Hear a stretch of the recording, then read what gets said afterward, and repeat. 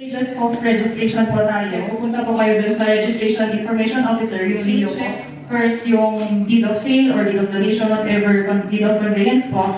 Then, if the taxes were paid, which is, yung proof for that is yung BIR ETAR. Tapos, yung if the real property taxes are paid, so certificate of non-delinquency, then yung tax declaration must also be submitted. Then the transfer tax receipt po, if nabayaran nito yung transfer tax sa treasury.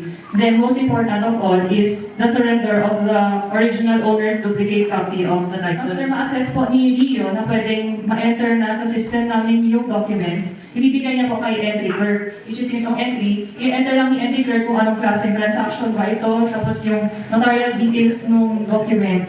Tapos titignan niya kung ilan kopya ba yung binigay kasi kunwari, yung involved is the sale of a land and a building. So dapat dalawa yung tax deck, dalawa yung non-debt. After